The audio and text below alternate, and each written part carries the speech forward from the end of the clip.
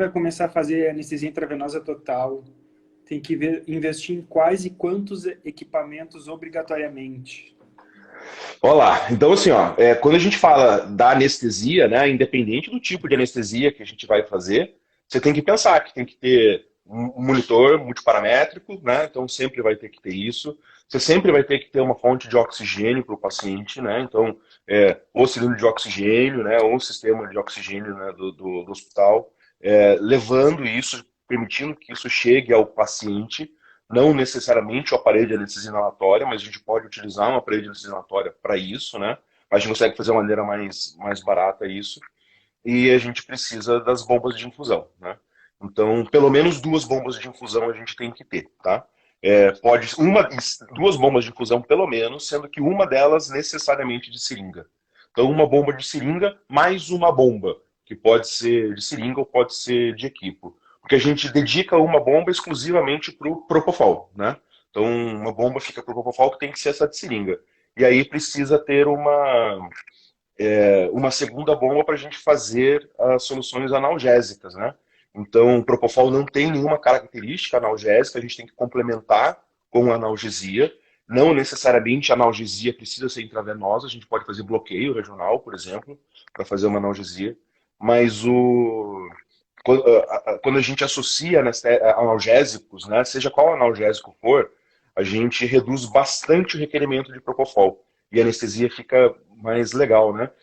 Não é uma verdade absoluta que o Propofol ele é extremamente mais seguro que o isoflurano, por exemplo, né? São dois medicamentos e os dois medicamentos têm capacidade de promover é, uma, uma hipotensão por diferentes motivos, né? Tanto vasodilatação quanto diminuição da contratilidade do coração. Os dois têm capacidade de fazer isso. O Propofol só faz isso quando ele está numa taxa, uma concentração plasmática muito alta, o que acontece na indução da anestesia, né? Então o Propofol tem, no início da anestesia, um caráter de fazer hipotensão.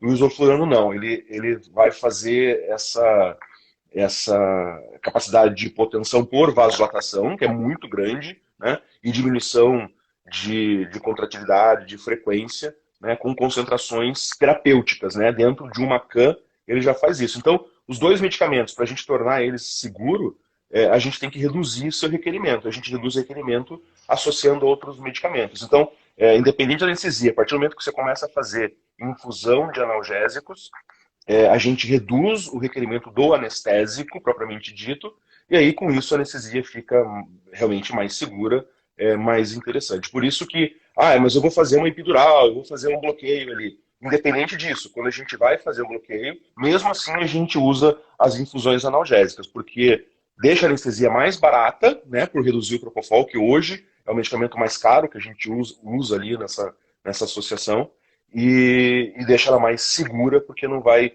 fazer com que o Propofol tenha tanto esse caráter hipotensor como ele pode ter se a gente utilizar taxas de infusão muito altas. Pra você ter uma ideia, né? Se a gente for usar só Propofol, a gente está pensando num cachorro de 10 quilos ali, adulto, que a gente tem um requerimento em torno de 0,6 miligramas por quilo por minuto de Propofol. E quando a gente utiliza essas soluções analgésicas, a gente reduz esse requerimento para 0,05 a 0,2 miligramas por quilo por minuto. Quer dizer, menos Propofol, menos anestésico, mais seguro fica o procedimento, né? Com, com o avanço Então é isso. de bloqueio regional também, né? Diminui mais ainda. Agora, é bem isso, né? Eu hoje eu não consigo pensar em que eu vou fazer uma anestesia sem utilizar um neurolocalizador, sem utilizar um ultrassom para fazer bloqueio, sem utilizar monitorar a pressão invasiva, principalmente naqueles pacientes mais críticos, né? Que é a realidade do que a gente acaba trabalhando. Então, assim, quando você quer perguntar do mínimo, que o cara tem que ter uma fonte de oxigênio, tem que ter um monitor multiparamétrico, tem que ter duas bombas de infusão. Eu acho que a grande pergunta, e talvez vai ter mais coisa aí durante a live, né? Se precisa do ventilador mecânico, né? Essa que é o, Vai que é ter. o ponto, né? E aí o ventilador pode ser um investimento mais alto do que isso que a gente está falando até agora, né?